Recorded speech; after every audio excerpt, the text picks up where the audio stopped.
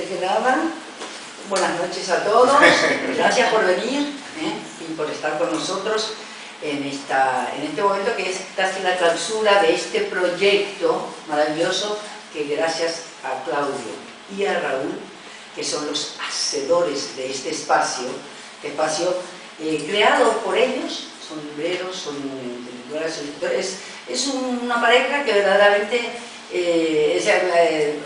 sería muy largo de contar. Sin contarlo directamente todo, esto es lo que ellos han hecho y están haciendo, porque aquí cada semana se realizan actos de todo tipo, de exposiciones, literatura, lectura de cuentos, en fin. Y cuando hablamos un poco de hacer esto con el motivo del centenario de Roa, pues dijimos, claro, estamos encantados porque casi no había ninguna. Y seguimos nuestro archivo, todo lo que ustedes ven aquí es un archivo que lo hemos hecho a través de los largos años de amistad con Augusto Roa. He tenido la gran suerte en mi vida de encontrarnos hace muchísimos años aquí en Madrid, y les cuento para los que no han estado el día de la inauguración, que yo lógicamente era muy joven, conocí en Buenos Aires, nunca más lo volví a ver. Y ya cuando yo vine a vivir aquí a España con mi compañero Eduardo, que también todos conocen y saben, y aquí también vamos a rendir un homenaje a él, que no solamente es mi compañero, sino también ha sido el que ha acompañado a mi vida, a la de Roa y la de muchos paraguayos, porque todo lo que yo hice por mi país nunca podría haberlo hecho sin la ayuda inestimable de Eduardo. Y entonces cuando nos encontramos, ahí es donde creamos ese vínculo que para mí, hasta el día de su muerte, fue lo más importante, con la nuestra. Y entonces, pues, dicho esto, que todos ya conocen su literatura, su historia, su trayectoria, voy a pasar a contar la amistad que tenemos con Hilda. Sí, Hilda es pintora, poetisa, es periodista y varias otras cosas más, pero lo más bien es actriz, por supuesto. Cuando llega a España ha trabajado en televisión española. ¿Cuántos años, Hilda? 12 años. Bueno, y cuando llegamos, entre otras cosas, la amistad que nos une también con Conchita y con otros que nos han ayudado a lo largo de nuestro trabajo por la democracia en Paraguay, Hilda y yo fuimos una de las fundadoras de las Sudacas Reunidas. No sé si se acuerdan de la tertulia famosa, tertulia Sudaca Reunida, que nosotros nos reunimos un grupo de mujeres que después ya pasó el tiempo y ya digamos que aquello ya no tuvo una razón de ser, porque fue en el momento en que pedíamos para un trato más humano, ¿no? Sí, porque España se sintió un poco invadida por la ola, especialmente de argentinos, chilenos, paraguayos. Por eso se nos llamó despectivamente en ese entonces Sudacas. Sudacas. Lo acuñó esto este escritor. Sí, Mario Benedetti. Sí, no. Paco Umbral. Paco Umbral. Se dice que las palabras que él fue el que acuñó peyorativamente, Sudacas. Y entonces nosotros, para revertir ese término, nos reunimos solo mujeres de todas las nacionalidades. Había españolas, argentinas, chilenas, todo, dominicanas, y dijimos, y tuvimos un premio, que se llamaba Orquídea y Cactus. Y se lo dábamos todos los años, el cactus, a la personalidad española que haya tenido menos sensibilidad con el tema latinoamericano. Eso sin pensar nosotros que después íbamos a hacer miles y miles, porque cuando hicimos eso había poquísimos latinos. Y entonces se lo dábamos el orquídea a quien haya tenido mayor sensibilidad. Bueno, esa fue una parte de nuestra historia con Hilda. Sí. Perdón, quería decir lo de Mario Benedetti porque recuerdo un artículo magnífico. Bueno, Mario era uruguayo, ¿no? Y escribió en El País un artículo magnífico titulado Sudacas del Mundo Unidos. No sé si te acuerdas. Sí, claro. Por eso me salió Benedetti, ¿no? Y sí, esa es la historia. Fue un momento bastante terrible porque también era difícil conseguir trabajos, por lo menos lo que uno calculaba que se lo merecía por profesión y todo esto, ¿no? Porque fuimos la primera inmigración que vino aquí. Ahora ya los españoles están acostumbrados. Acá hay una que llegó antes que nosotras, Julia. Ah, Sí, ya. que ahora Julia es la única paraguaya. Pero viene muy jovencita, Sí, sí, porque ella estuvo casada, hizo toda su vida aquí y actualmente es la única paraguaya y latinoamericana que está en la Asamblea de Madrid, ¿verdad? Por el Partido Socialista. Eso ha sido un logro importantísimo, ¿no? Como ahora en otros lugares ya se están dando casos, pues eso, de pakistaníes, como el de en Londres, que es, en fin, todo esto. Muy bien, entonces eso es un poco... Y hablando de Roa, quería decir que bueno, que yo le conocí, no fue esa amistad de ella, porque le hice una pequeña entrevista para el programa Punto de Encuentro, que era un programa que se emitía en televisión española y en toda Latinoamérica, y también en las jornadas del Paraguay, Sí, jornada por la democracia. por la democracia del Paraguay, que aquí María Gloria y Eduardo, especialmente María Gloria, fue la impulsora de esas jornadas, ¿no? Y entonces ahí, bueno, Sí, en casa, qué sé yo, bueno, porque debe haber fotos. sí, bueno, no, y la avenida Laster, que, Claro. que magistralmente lo denominó Humberto Rubí, le llamaba el delidódromo. Nuestra casa era la embajada paradera, ahí paramos todo, ahí dormíamos, llegamos a dormir hasta 25 personas, en el jardín, en el todo esto. Bueno, le llamaban el delidódromo, porque ahí delirábamos. Nosotros decimos, cuando caiga la dictadura, tal. Había gente que ya inclusive decía, ella va a ser embajadora, ella quiere ser ministro, y claro, no tenía ningún resfrío. Bueno, por suerte el consuelo le dio un golpe, y gracias a eso Paraguay empezó su transición. Bueno, entonces yo quería hacer una pequeña referencia, un minutito nada más, de lo que va a ser Hilda inmediatamente. Yo quería hacer una referencia de quiénes fueron, diríamos, los, así, en quién se inspiraba, en quién Roa admiraba, aparte, Roa desde los 15 años, y todos conocen un poco la biografía de Augusto, saben que de los 15 años él leía en la biblioteca de su tío, el obispo, ya leía a los clásicos, pero él tenía una gran afición y una gran admiración por Foucault, por Cervantes, por supuesto, y por dos paraguayos, que se llamaban Casaxia, que ha sido uno de los primeros grandes de las letras del Paraguay, pero claro, Casaxia se quedó en Paraguay y nunca salió. Roa, por su exilio, logró ser lo que fue para el Paraguay.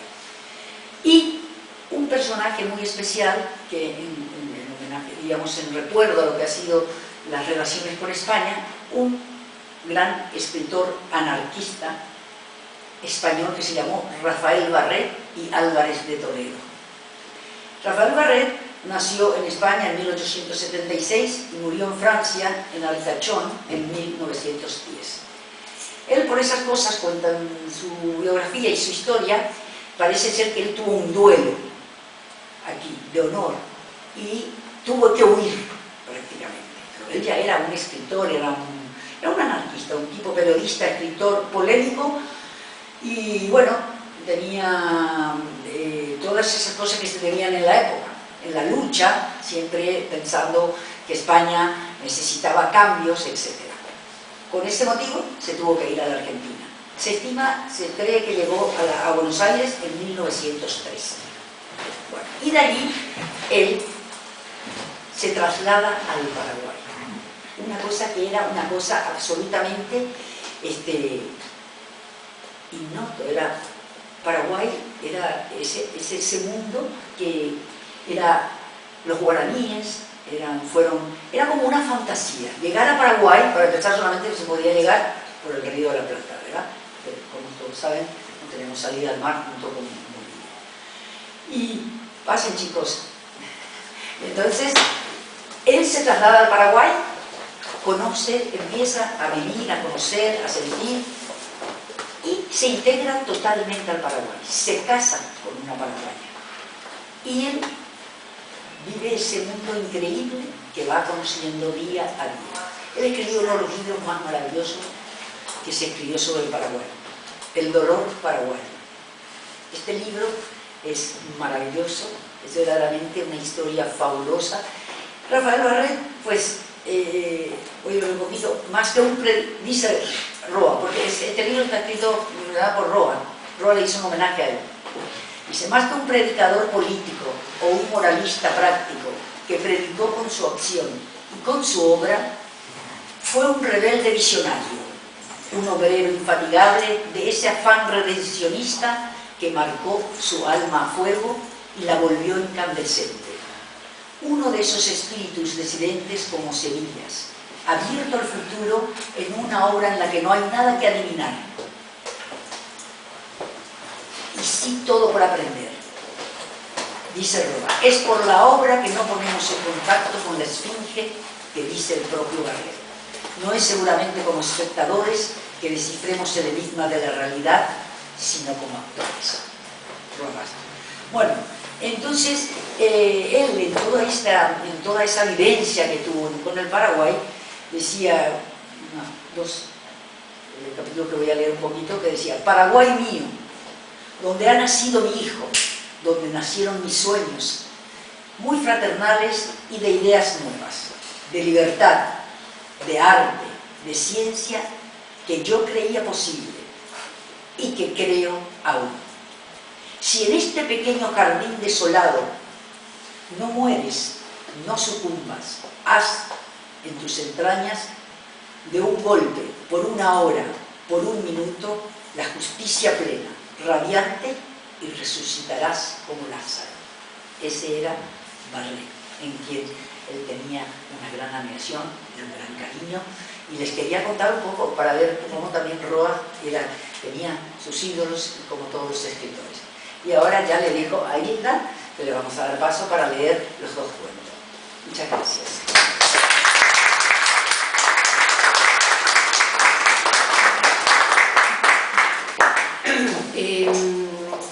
Este cuento lleva el título Contar un cuento. ¿Quién me puede decir que eso no sea cierto? Farfulló con su habitual tono entre sarcástico y circunspecto, adelantándose a una improbable objeción sobre lo que acababa de decir y que resultaba increíble aún contado por él. Pero hay una realidad que no se puede falsear impunemente, apuntó alguien, no con ánimo de rebatirle, desde luego, sino de aguijonearlo un poco. ¿Cómo? Claro, eso que la gente satisfecha llama la verdad de las cosas, ahí los quiero ver. Alguien ha vivido demasiado para saber todo lo que hay que saber. ¿Y qué es lo que al final le queda al que más sabe? Esto, dijo haciendo sonar las uñas con el gesto irrisorio de matar una pulga. ¿Quién puede adivinar los móviles de los actos más simples o más complicados y desesperados? El que estemos aquí como moscas friolentas, esperando algo que no se produce, reunidos nada más que por la fuerza de la costumbre.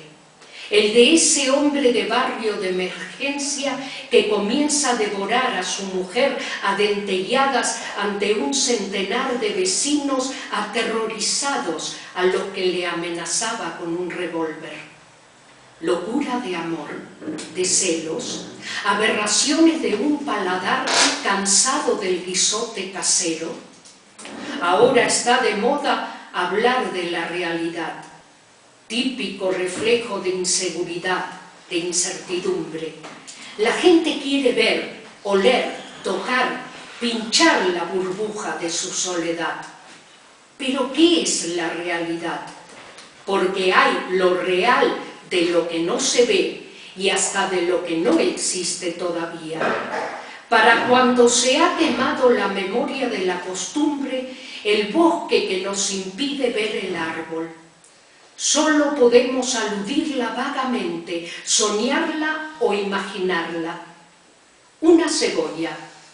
Usted le saca una capa tras otra. ¿Y qué es lo que le queda? Nada. pero esa nada es todo, o por lo menos un tufo picante que nos hace lagrimear los ojos. Toquen la punta de esa mesa o una tecla en el piano. ¿Hay algo más fantástico que el tacto de la madera en la yema de un dedo, que ese sonido que vibra un momento y se apaga? Se puso los dedos sobre los labios para desinflar despacito la pompa de un eructo. Y la vida de un hombre, pero es que alguien sabe de ese condenado a muerte algo más que los garabatos que deja arañados en las paredes de su celda. Y a veces esos borrones despistan todavía más porque los cargamos con nuestra propia agonía o indiferencia. El picor de la acidez se le demoró un instante en el fruncimiento del ceño, en la comisura de los labios. Nos miramos disimuladamente. Era muy raro que el gordo se pusiera patético o sentimental.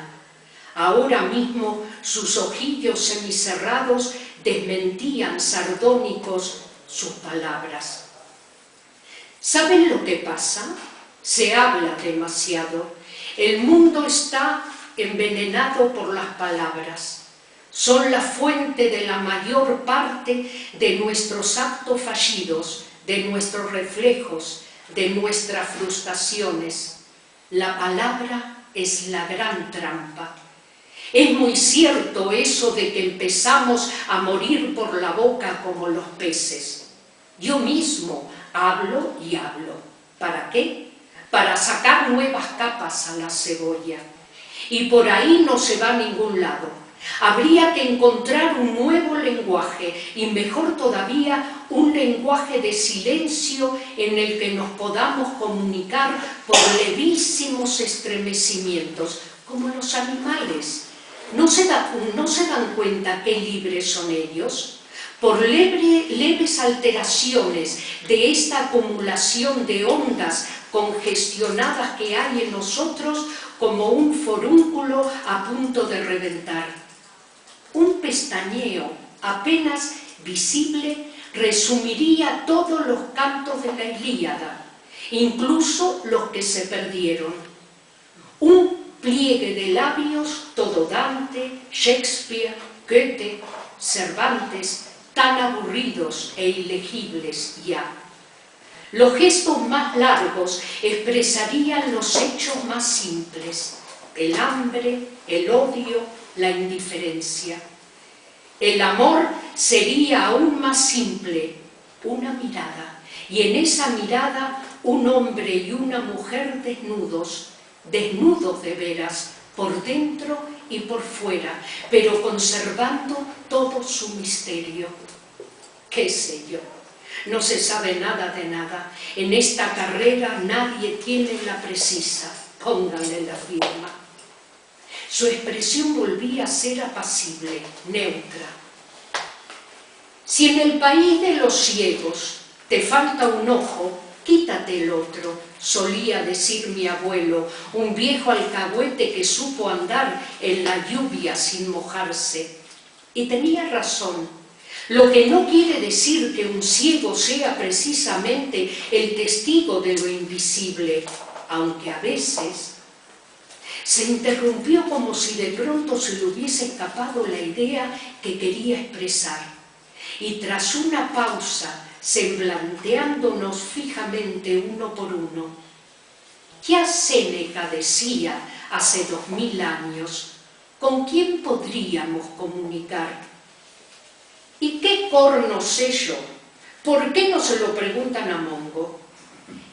Él mismo tenía un aire de apacible, inerte, fofa y realidad. Aún en el momento de hablar y mover unas manos pálidas y blanduzcas de pianista en relâche.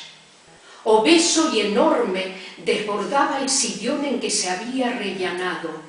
Su cuerpo estaba anclado en algo más que en el peso de la carne y su invencible molicie. El mismo aire que se cernía sobre él parecía aplastarlo, deformarlo, hinchándolo y deshinchándolo desde adentro en la respiración.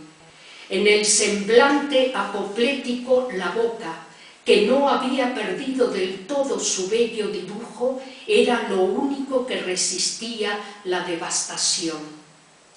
Encerrados en la masa de tejido adiposo, parecía haber dos hombres que no querían saber nada entre sí. Habían crecido juntos, se habían fundido finalmente, pero aún trataban de contradecirse, de ignorarse, y ya ninguno de los dos tenía remedio, al menos el uno en el otro. La ronca y monótona voz servía, sin embargo, a uno y otro por igual, sin favoritismos. ¿Para qué entonces preguntar, explicar nada?, agregó tras una pausa en la que estuvo mordisqueando la despachurrada punta del cigarro. Leonardo hizo un león, daba algunos pasos, luego se abría el pecho y lo mostraba lleno de lirios. Y ese león, pero volvió a callarse. Sobre la cara abotagada jugaba una sonrisa muerta. Creo que ninguno de nosotros pensaba en alguna objeción en ese instante, ya olvidados del cuento que había comenzado a relatar a propósito de unos emigrados que consiguen asesinar al embajador de su país con la ayuda de un ciego. El gordo sostenía que el ciego había apuñaleado al militarote, sentenciado desde hacía mucho tiempo por sus actos de sevicia y por haber organizado y dirigido el aparato de represión del régimen.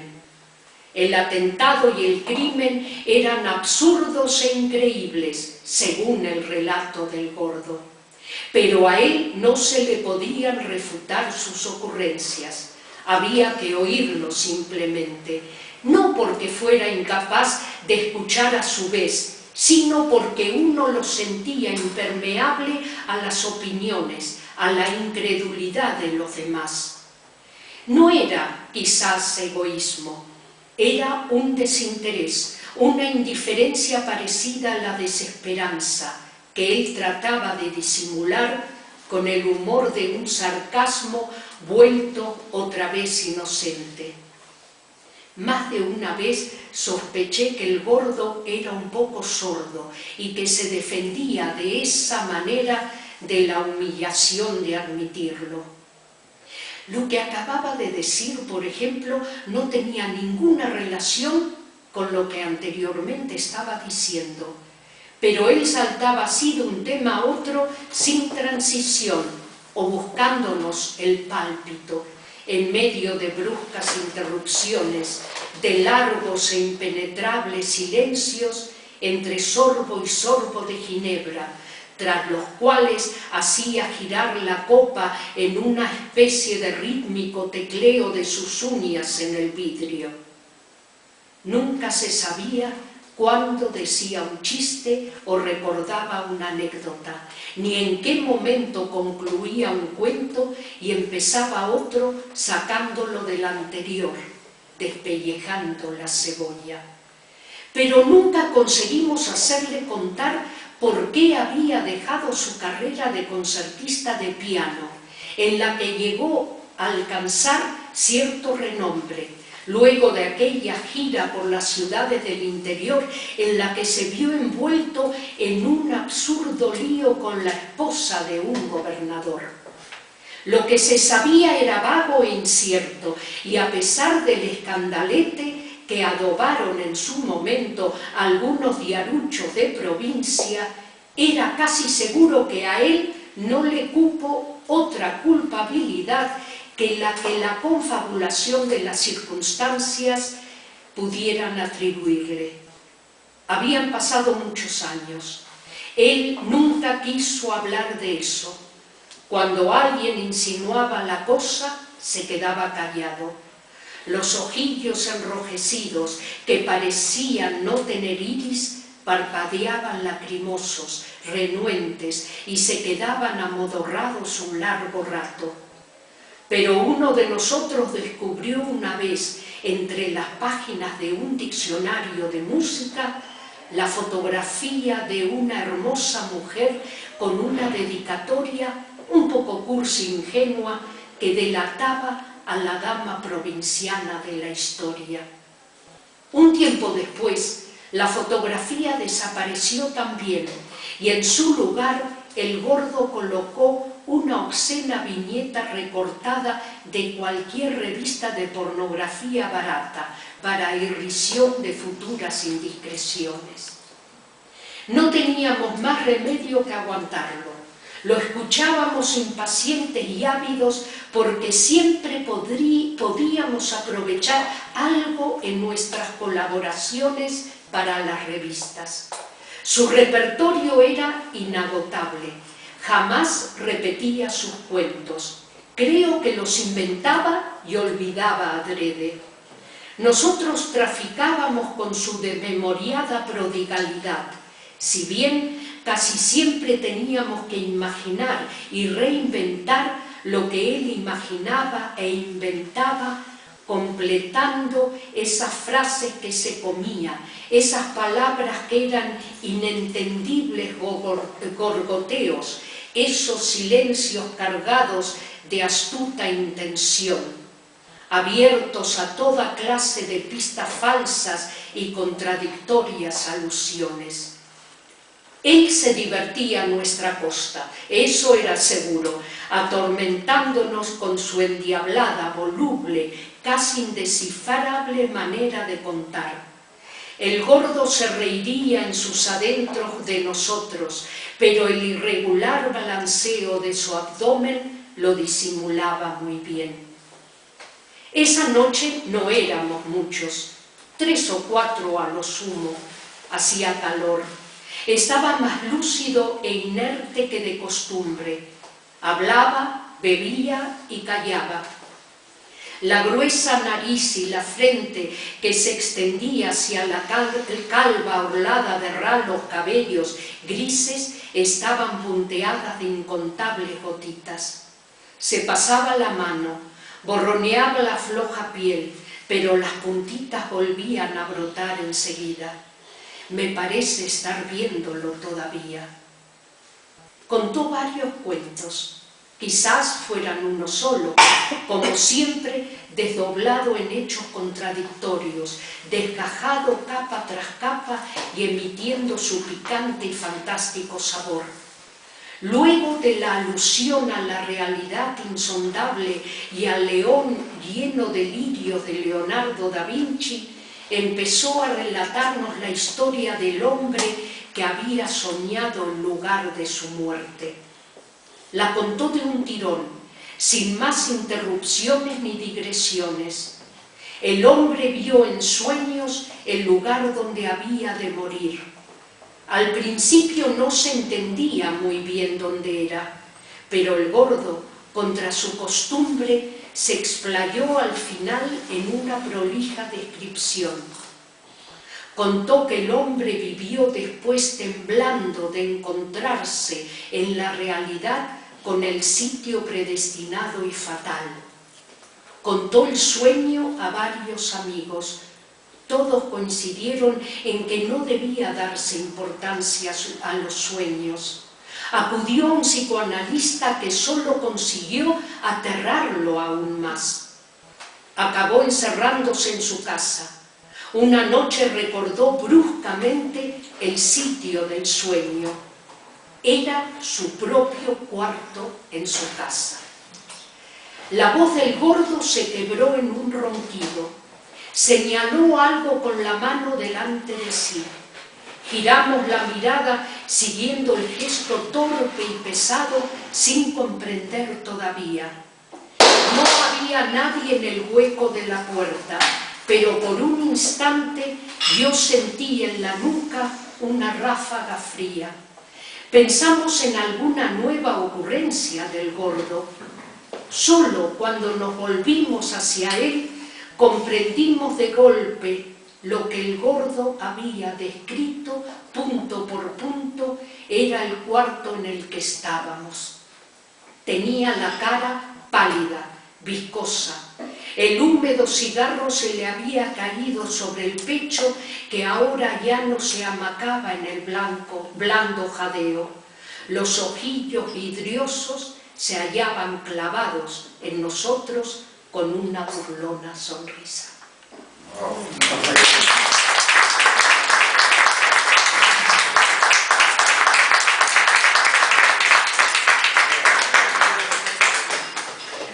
La flecha y la manzana.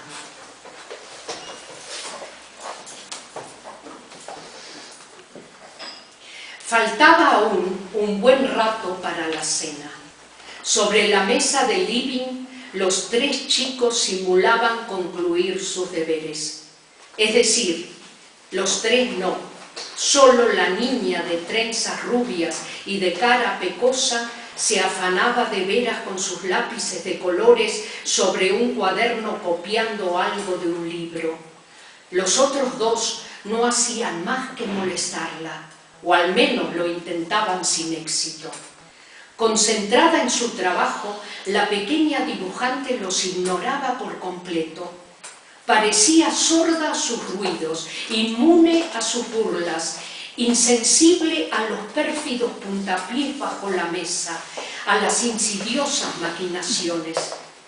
Estaba lejos de allí, rodeada tal vez de altos árboles silenciosos o en alguna almena inaccesible, sobre ese precipicio que le hacía palpitar de vértigo la nariz y morder el labio inferior, dándole un aire absorto. El niño de la lámina estaba ya en el papel, iba surgiendo de los trazos, pero era un niño nuevo, distinto, a medida que ella iba ocupando su lugar en la lámina, cada vez más quieta y absorta, moviéndose solo en ese último vestigio animado de la mano, que hacía de puente entre la lámina y el cuaderno, entre el niño vivo y la niña muerta y renacida. Los aeroplanos de papel se estrellaban contra las afiladas puntas de los lápices, sin lograr interrumpir su vaivén, sin poder evitar la transmigración. Un alfiler rodó sobre el oscuro barniz de la mesa. Los dos hermanos se pusieron a soplar de un lado y de otro en sentido contrario, levantando una nube de carbonilla de colores. El alfiler iba y venía en el viento de los tenaces carrillos, hinchados bajo la luz de la araña. La aguja, mareada, enloquecida, iba marcando distintos puntos de la lámina sin decidirse por ninguno, pero el polvillo coloreado se estaba posando en los bordes y comenzaba a invadir el dibujo, animándolo con una improvisada nevisca y formando sobre la cabeza del niño algo como la sombra tornasolada de un objeto redondo.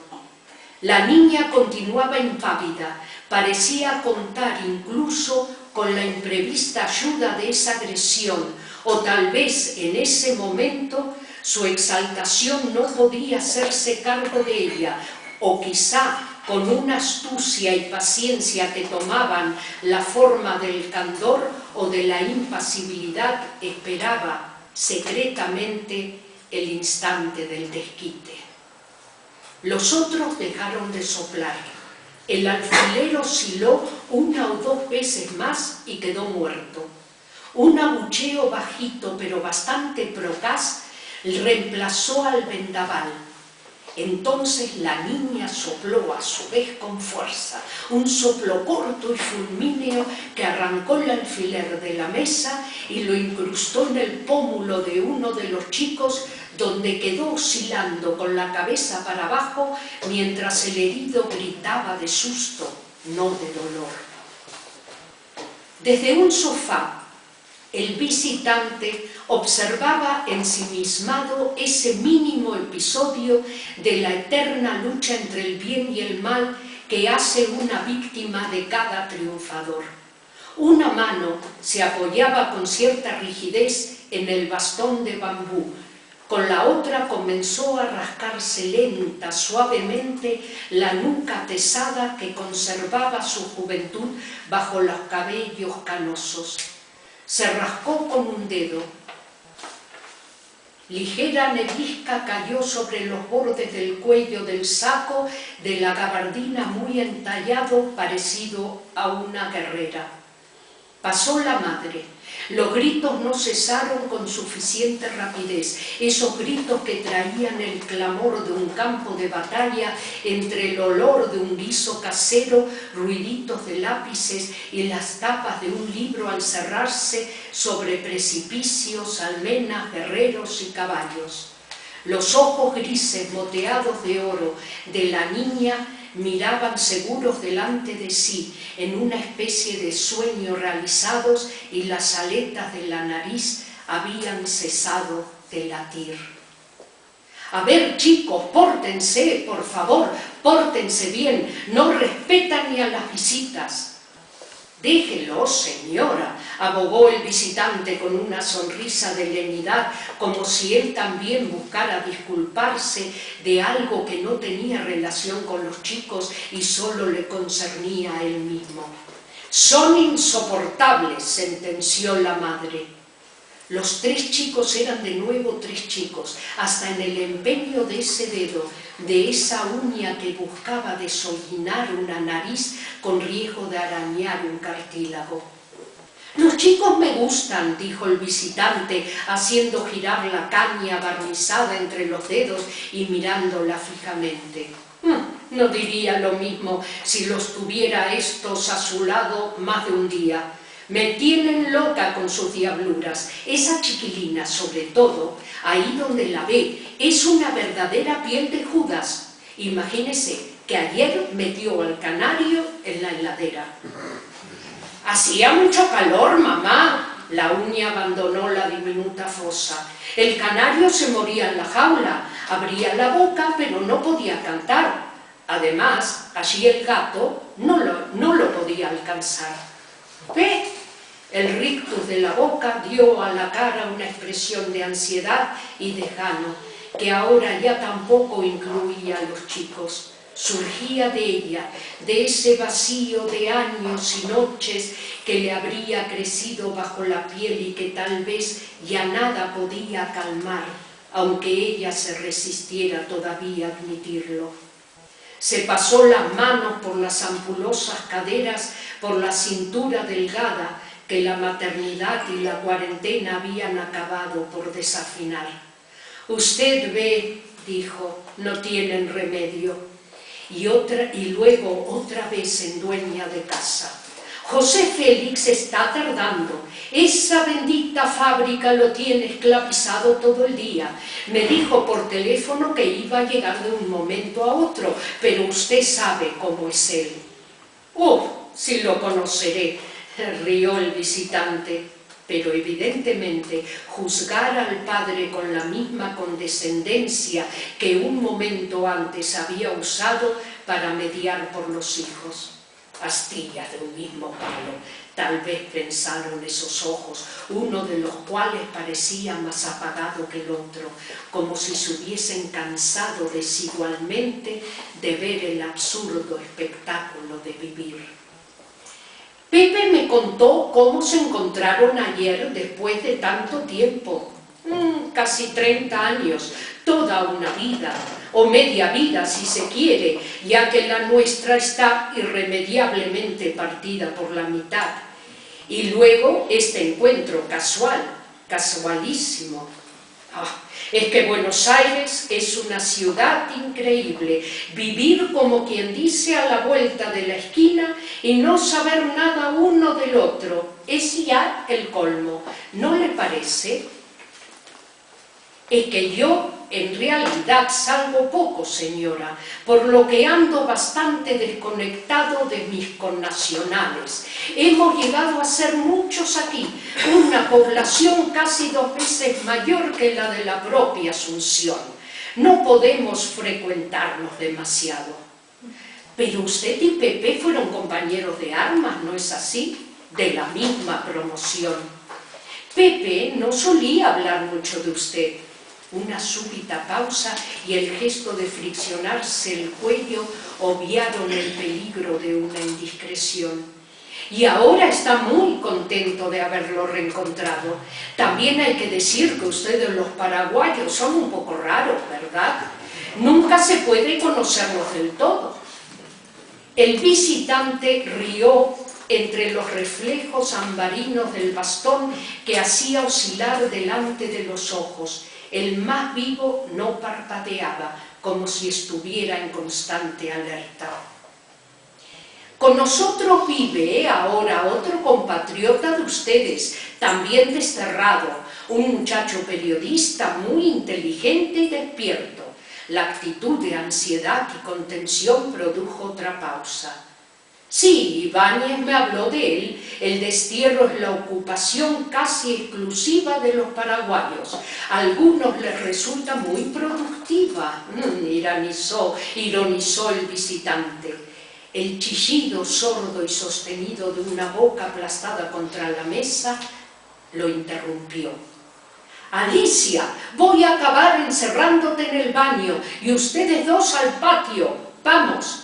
Salieron como dos encapuchados. Usted ve, no dejan en paz un solo momento, y luego cambiando de voz. Le traeré el copetín mientras tanto. Mejor lo espero a Ibáñez. El tufo de alguna comida que se estaba quemando invadió el living. Si usted me permite un momento, por favor, señora, atienda nomás. La dueña de casa acudió hacia la chamusquina. Se la oyó refunfuñar a la cocinera entre un golpear de cacharros sacados a escape del horno y luego chirriando en el agua de la pileta. El visitante se levantó y se aproximó a la mesa. Puso una mano sobre la cabeza de la niña que no dejó de dibujar. ¿Así que te llamas Alicia? Sí, pero es un nombre que a mí no me gusta. ¿Y qué nombre te hubiera gustado?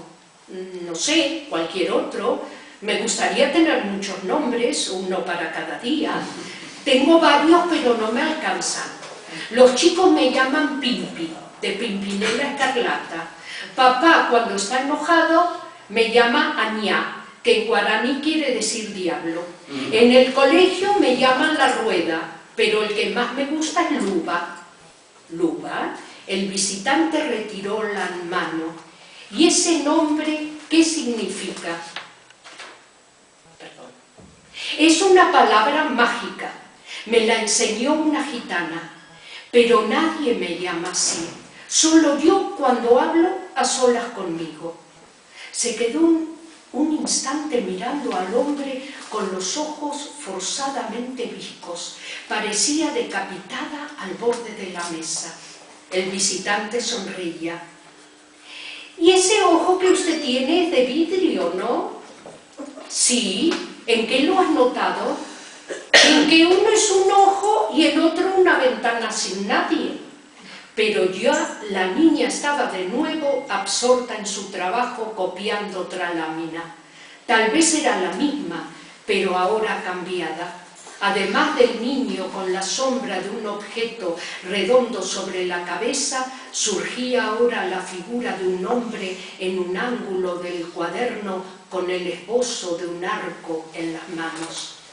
El visitante se inclinó y a través de la rampa abierta de pronto por la mano de la niña se precipitó lejos de allí, hacia un parque, en la madrugada, con los árboles oscuros y esfumados por la llovizna, hacia dos hombres que se batían, haciendo entrechocar y resplandecer los sables, que no habían cesado de batirse y que ahora, a lo largo de los años, ya no sabían qué hacer de la antigua furia tan envejecida como ellos. Por la ventana ve a dos chicos que disparan sus flechas sobre un pájaro disecado puesto como blanco sobre el césped. Contempla sus sombras moviéndose contra la blanca pared. con un leve chasquido que no se escucha, pero que se ve en la vibración del chasquido, las flechas se clavan en abanico sobre ese pájaro ecuatorial que va emergiendo. A cada chasquido gira un poco, da un saltito sobre el césped, pesado para volar por esa cola de flecha que va emplumando bajo el sol. Y otra vez los hombres a lo lejos. Uno de ellos se lleva la mano a la cara ensangrentada, al ojo vaciado por la punta del sable del adversario, al ojo que cuelga del nervio en la repentina oscuridad. Sonó el timbre, pero enseguida la puerta se abrió y entró el dueño de casa buscando con los ojos a su alrededor, buscando afianzarse en una atmósfera de la que evidentemente había perdido el dominio hacía mucho tiempo, pero que aún le daba la ilusión de dominio. El otro tardó un poco en reponerse y acudió a su encuentro. La niña miraba en dirección al padre, enfurruñada sobre el dibujo que la mano del visitante había estrujado como una garra. Luego atravesó con la punta del lápiz el arrugado niño de la manzana. Esa manzana que un rato después la pequeña luba ofrecerá a los hermanos que estarán flechando el limonero del patio sin errar una sola vez las frutitas amarillas, y les dirá con el candor de siempre y la nariz palpitante: ¿a que no son capaces de darle a esta a 20 pasos? Va, qué problema, es más grande que un limón. Y a los que estamos clavando desde más lejos, añadirá el más chico: pero yo digo sobre la cabeza de uno de ustedes, dirá ella mirando a lo lejos delante de sí. ¿Por qué no?, dirá el mayor tomándole la manzana y pasándola al otro. Primero vos, después yo. El más chico se plantará en medio del patio con la manzana sobre la coronilla. El otro apuntará sin apuro y amagará varias veces el tiro como si quisiera hacer rabiar a la hermana. En los ojos de Luba se ve que la flecha sale silbando y se incrusta no en la manzana sino en un alarido. Se ve la sombra del más chico retorciéndose contra la cegadora blancura de la tapia. Pero ella no tiene apuro. Mirará sin pestañear el punto rojo que oscilará sobre la cabeza del más chico parado bajo el sol, esperando.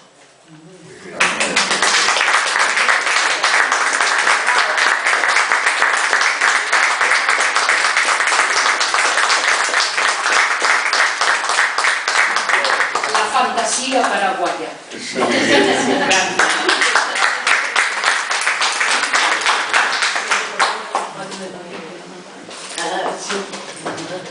Muy bien. Muchas gracias. Muchas gracias. Bueno, vamos a compartir un brindis.